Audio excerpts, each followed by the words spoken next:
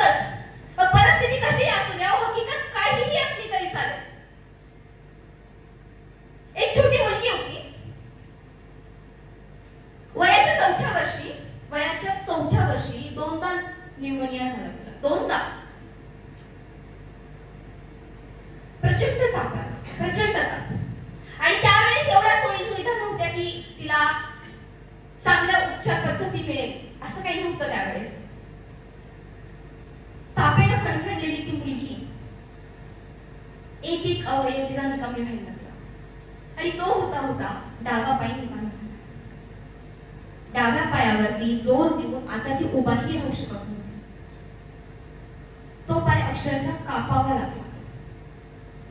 9व्या वर्षी तो पाय कापला.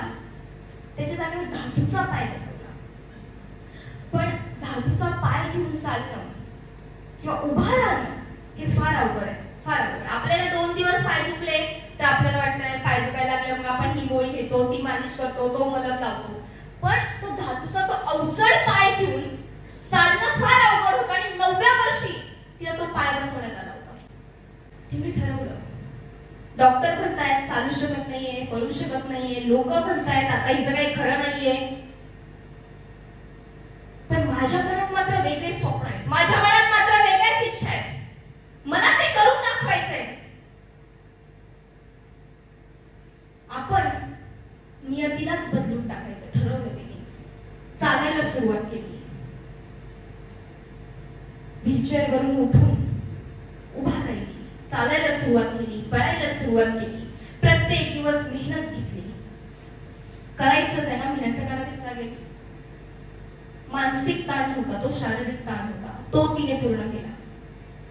एवढी मेहनत घेतली, आपल्या तीव्र इच्छेमुळे ती स्वतः चुकली. एवढी मेहनत घेतली, चालण्याचा सराव केला, पळण्याचा सराव केला, चढण्याचा सराव केला, उतरण्याचा सराव केला. खूप मेहनत घेतली. शाळेमध्ये जेव्हा ती जायची तेव्हा प्रत्येक पळण्याच्या स्पर्धेमध्ये भाग घ्यायची. तिच्या सोबत असणारे मुलं मुली तिला हसायचे.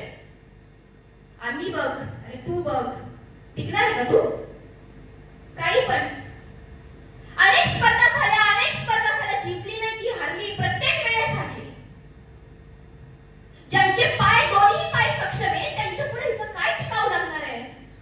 प्रत्येक वेळेस हरत गेली, पण हरलेल्या प्रत्येक रेस मधून काही ना काही तरी शिकत राहिली, काही ना काही शिकली. नंतर हळूहळू 5वा नंबर यायला लागला, 4था नंबर यायला लागला.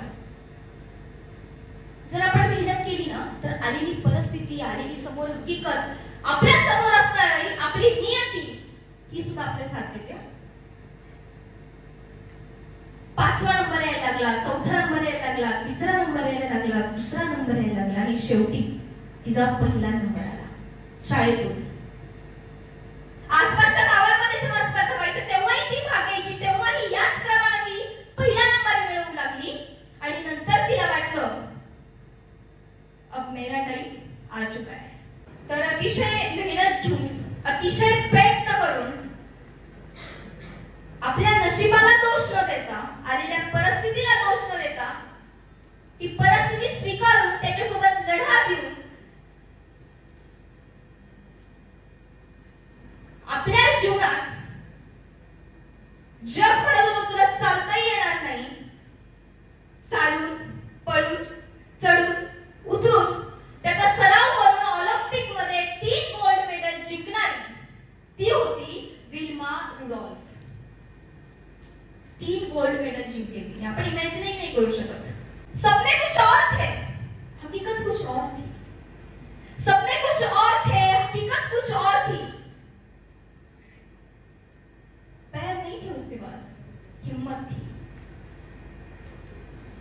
नसीब को देखकर सपनों को नहीं पलट दिया उसने, आंखों में सपने रखकर नसीब को ही पलट दिया.